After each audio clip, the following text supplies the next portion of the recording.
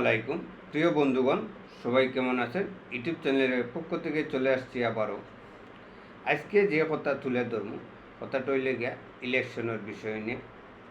অনেকের ইলেকশনের বিষয়ে ধারণা এইটাও, শেখ হাসিনায় যে বাটে আওয়ামী লীগের দল হলে যারা জোর খাটাইয়া ইলেকশন দেওয়া হয়েছে, এই বাটে ইলেকশন দেওয়া হইব মনে হয়।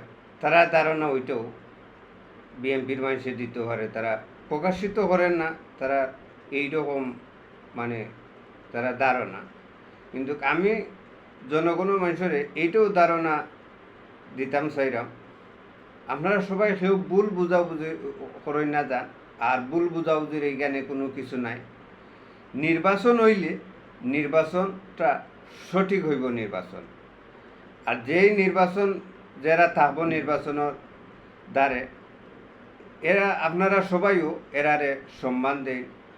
আইনের মানুষ থাকব, কড়াভাবে আইন থাকব, এবং সেনাবাহিনী এরা থাকব।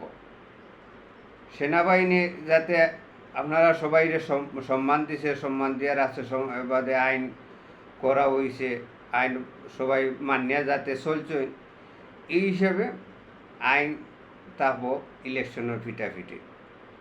এখানে কেউ জোর খাটাইয়া, কেউ মায়ের মহব্বত করিয়া মারামারি করিয়া কি হামলা করিয়া এগুলা কোনো কাজ হইত না। এখানে কোনো জোর খাটানিও কাজ হইত না। এখন এবার তো ইলেকশন হয়, ইলেকশনটা হইব সঠিকভাবে ইলেকশন হইব, ন্যায্যভাবে আবারে প্রকৃত ইলেকশন হইব এবার।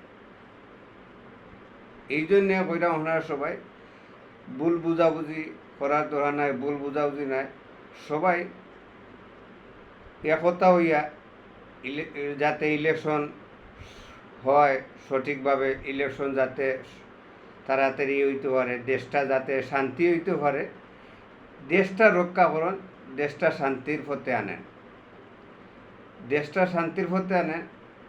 আর আইন করা থাকবো, আইন সবার লাগে সমান।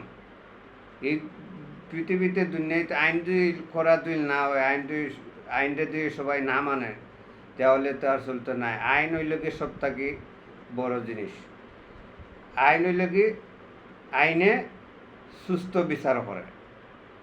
আইন না ছাড়া এই বাংলাদেশ চলতো নাই, আর আইন না ছাড়া এই বাংলাদেশ টিকতেও নাই। আইন হইল গিয়া সব থাকি সঠিক বিচার, সব থাকি সঠিক হোক। এই হিসাবে সবাই ভুল বুঝাবুঝি করে না যান।